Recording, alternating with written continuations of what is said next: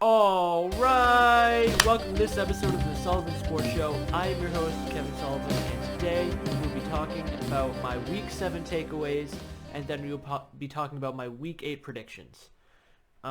First of all, I wrote these notes. I started something on Monday, had a little bit of stuff to do, then started to finish them up on Thursday. So this Patrick Mahomes stuff isn't the most recent, but that's what we're going to start off leading the show with is Patrick Mahomes and the Chiefs' future. So Patrick Mahomes, if you don't know, is the star quarterback for the Kansas City Chiefs. He was the MVP last year. And in the Week 6 match against the Denver Broncos, he went down to dislocated knee injury on a 1-yard sneak, I believe. Earlier in the week, they were saying his most optimistic outcome is 3 weeks. Or only 3 games, but then earlier this week they were talking about, he might have to play. If he can play, he can play. We're going to play him. But then, I believe Andy Reid just ruled him out. Could be wrong, but regardless, I'm going to go off the basis of that he will be out for 3 weeks. Let's see here. So the Chiefs, as of right now, lead their division 5-2, or 5 wins, 2 losses. The next closest is the Raiders at 3 wins and 3 losses, and then to round it out, the Broncos at 2-5 and the Chargers at 2-5. Let's see here. The next 3 weeks, the Chiefs play the Packers, but the Chiefs are at home, so Packers at Chiefs, then it's Vikings at Chiefs, and then it's the Chiefs at the Titans. And the most likely scenario, if they were not to have Patrick Mahomes, they would instead probably play their backup Matt Moore. I hope that's his name. I know his last name is Moore. If they were to play Moore, they would still probably their most likely scenario would be that they lose 3 times, which means their record would go on to be 5-5.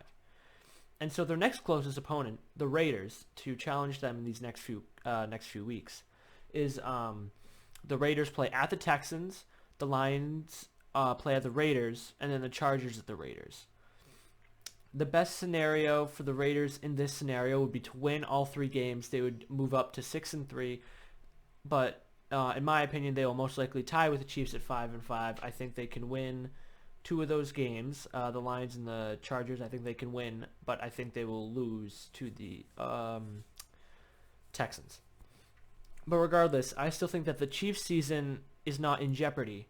All they have to do is win their division to make the playoffs, but they still their season wouldn't be in jeopardy in terms of playoffs. But if they want a better seed in the playoffs, they're going to want Patrick Mahomes to come back as fast as he can, because it's going to be a lot tougher for them if they don't have the number 1 or number 2 seed than it is if they just have a divisional wildcard spot. All right, next up, we have Aaron Rodgers' breakout game versus the Raiders. Aaron Rodgers went 25-31, 429 yards, and 5 touchdowns with no interceptions, which means he had an 80.6% completion rate, and it was his first perfect passer rating of his entire career, which is absurd. He's been playing in the NFL for how many years now? How many seasons? Regardless, an amazing game for Aaron Rodgers. And the question I ask myself is, what does this mean for Aaron Rodgers and the Packers moving forward?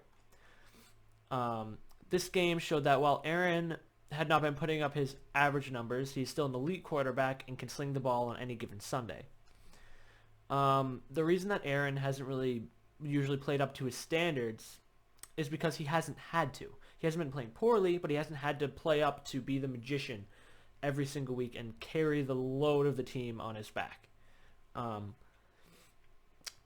And that is because of the Green Bay's defense. He's got a top 12-ish defense. He's got a great running game now, so he does not have to rely on himself. He can say, "I'm still the man. I'll still lead the team." But this game, the defense can win it for us, and this game, our running game can chew up the clock, and I only have to make 2 or 3 good throws instead of making a play every single drive. But if Aaron Rodgers still has that in the tank, my goodness, NFC, watch out. The Packers are going to be scary come playoff time. All right, the final takeaway is the Cowboys versus the Eagles. My two main takeaways from this game is that Dak Prescott is average, and you guys are gonna hate me for saying that, but he's average. And then the second main takeaway is the Eagles' defense, more specifically the secondary, but just in general right now, the Eagles are playing very poorly, but their defense is really not playing that well. First, let's talk about Dak. He went 21 for 27, 239 yards, a touchdown, and an interception with a 77.8% completion percentage. That is an average stat line for a quarterback. That is not an elite stat line, but it's not a poor stat line. He played well. He played well enough to win. But Dak against that Eagles defense, if he was elite, should have torched them just like previously said Aaron Rodgers did to the Raiders. He should have thrown, if Dak was elite, he could have thrown for maybe 3 touchdowns, maybe 350, 400 yards, but no, they had to he was just average in that blowout game. They won, I think it was 33-10. I could be wrong. Don't quote me on that. But they just completely dominated the Eagles. And Dak just looked average. He also had a ton of help from Ezekiel Elliott, who rushed for 111 yards on 22 attempts and a touchdown, which that'll just chew out the clock again. But just he has the help, and he has a certain way he needs to win these games, even in that blowout. If Dak wants his $40 million contract, he's going to have some elite games against even these horrible defenses like the Eagles. All right. Now that segment is over, let's move on to our Week 8 predictions. I'll start this off by saying that 2 teams on a bye, which is the Cowboys and the Ravens. And I'd also like to say there aren't too many. This is like kind of a weird middle of the season games where there's just some that are going to be really good, but there's only a little bit of them, but a lot of them will be blowouts, and we already know the winners and stuff. So I'm only going to say 5. I'll probably usually only do 5, but anyway, let's jump straight into it. First, we have the Jets versus the Jaguars. I think this game will be close, even with Sam Darnold's atrocious performance against the amazing Pats defense, but he was just atrocious. His mechanics were awful. He's throwing off his back foot a lot. He was, quote, seeing ghosts. But the Jets, they're going to want vengeance, and they're going to want vengeance for getting completely dominated by the Pats the past Monday night. But the Jaguars are an okay all-around roster. They don't have many stars at any single areas. Their only star really was Jalen Ramsey, who they just traded to the LA Rams. He got traded, by the way, if you don't know, he got traded for 2 first-round picks and a 4th-round pick, which is absurd. In my opinion, both teams need to win here. That's why it's going to be a very competitive game. They're definitely going to be fighting. It's going to be a nice game to see. The Jets, to show that they are not a laughingstock. They're not going to be one of the horrible teams. They can still put up a fight and win any given Sunday. And then the Jaguars to keep themselves in playoff contention, kind of, and to just, again, keep themselves like an average team. But they could still potentially make the playoffs if Nick Foles were to come back. I don't actually know how he's doing right now. I'm not sure if he'll be able to come back, but etc. Let's see here. So my final prediction for this game is the Jets will win by a field goal, 27-24, in a back and forth game that ends up with the final drive led by Sam Darnold to then get them to a game-winning field goal. Next, we have the Eagles versus the Bills.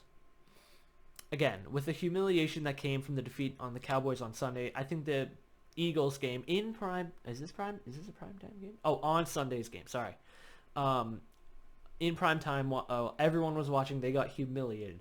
They're going to come out ready to play. But this Eagles offense, I believe, is a little predictable, and their running game is not as good as it should be at this state of the season. And also, the Bills have a stellar defense that gave Tom Brady fits when he played against them. I think this will be a very hefty win by the Bills, just because I'd say their offenses are about the same, if not the Bills a little bit better.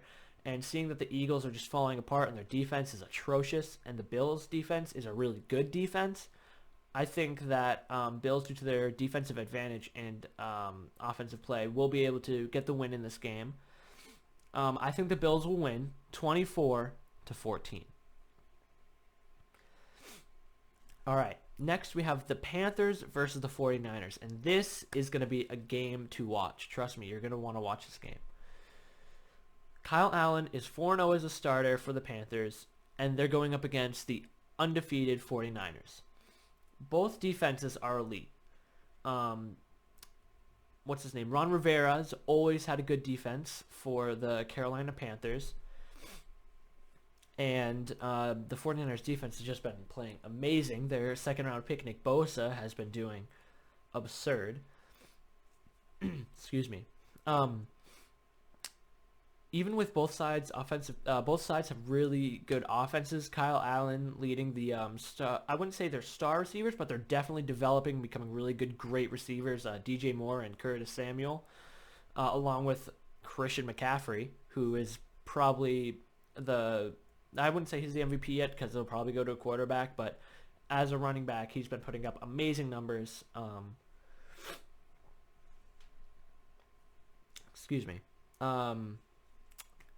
Oh, I forgot to mention the trade for Emmanuel Sanders. For the 49ers traded for Emmanuel Sanders from the Denver Broncos. And while he might not have a certain role going into this game, Kyle Shanahan's definitely going to want to have Emmanuel Sanders incorporated into the system as fast as possible, because they will finally have a number one wide receiver, which is what Kyle Shanahan's been looking for. He's been looking for a number one receiver to run the team. Like, they tried Dante Pettis. He's more of a complimentary role. Marquise Goodwin. Great receivers, but they need a number one. And Kyle Shanahan now has that, and I'm excited to see how both these offenses will face against both of these defenses. It's going to be a clash and an exciting game to watch. My final prediction, though, is the 49ers will remain undefeated and win by a field goal, 20-17. All right. Next, we have the Texans versus the Raiders. This game is going to be an offensive explosion between these two mediocre defenses and above-average offenses. Deshaun Watson is incredible, and they'll need a win here to keep in the playoff hunt, fighting for the division title. Even though they lost to the Colts, they can still potentially go above them, but it'll be back and forth between the Colts and the Texans. So they need a win here to keep matching up with the Colts. And also, the Texans offense is nothing short of spectacular, and the Raiders defense will not be able to keep up with it, especially their secondary, which they're trying to improve. And they're not going to be able to get their pass rush. They do not have a good pass rush. They won't be able to get to Deshaun Watson, and a comfortable Deshaun Watson will light up any team. On the flip side, the Raiders offense is beyond competent and can certainly score points when they have to. They have an amazing rookie running back, Josh Jacobs, and a wide receiver one caliber player, while not elite, still deserves wide receiver one touches. His name's Tyrell Williams. He's questionable, I believe. He might play, he might not play, we'll see. But then, not to mention their tight end, Darren Waller, who recently signed an extension with the Raiders through the 2023 season, who's having a breakout season with the Raiders, doing really well. With all those factors in, this game is going to be a very close game, or maybe kind of close. But I do have the Texans winning in this offensive explosion game. The Texans will win 31-27. And the final game we'll be going over is the Browns versus the Patriots. With the way that Baker Mayfield has been playing and the amazing success of the Patriots defense, this game could get ugly real quick. The Patriots defense is stellar and will absolutely exploit Baker Mayfield's sophomore year mistakes. The Browns coaching staff and management is just way below the Patriots, and their culture is not doing good. They're just, everything about the Browns right now is just going downhill, while the Patriots are remaining stable, good coaching staff, good upper management, ready to go, fire off the ball, and they're just going to be ready. It's going to be at, I believe it's going to be at Gillette. So this game could get ugly real quick. Let's see here. the Patriots, because of their superior coaching staff, will just come in with a better game plan, and they will be at home and again ready to execute and do their jobs. But just overall, organizationally, the Patriots are much superior to the Browns, and therefore I believe the Patriots will win this game. It's gonna. Oh, I really want to mention Mohamed Sanu. I forgot to mention him. I can't believe I forgot to mention him. Unfortunately, the Patriots have lost their receiver Josh Gordon due to injury, which apparently I just learned today. He's now going to be healthy in 1 to 2 weeks, and then they'll have to release him because he's on IR. But they traded a second-round pick for the Atlanta Falcons receiver Mohamed Sanu, and I think this is a win for both sides. I'll just go on a little tangent quickly. The Patriots need a solid wide receiver too, and just a solid wide receiving core in general. And Mohamed Sanu, he's going to be a great Patriot player. He's going to buy into the system. He's going to want to win. For those factors, he's going to want to compete. And then the Falcons already have some amazing receivers, and they like Calvin Ridley, Julio Jones. Because they have Julio Jones and Calvin Ridley, they didn't really need Mohamed Sanu, and because of that, they got a second-round pick and can use that to rebuild in the future, maybe to upgrade their offensive line. But regardless, back to what I was talking about. Mohamed Sanu probably won't have an impact in this game. He'll certainly help the Pats down the road and is ready to do what he needs to win and put in the work.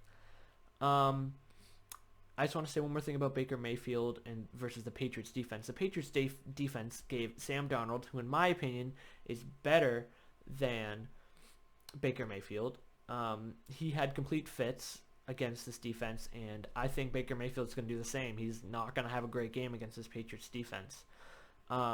But then again, sorry about the small rant of the trade. I think the Pats are going to win this game in a blowout victory, 35-10. Thank you guys so much for watching. I really appreciate you all turning in. That was this episode of the Sullivan Sports Show. You can follow me on Instagram at KevinSullivan57 and on Twitter, I believe it's either at KevinSullivan57 or KevinSul57. And thanks again for watching. I will catch you guys in the next episode. Thank you.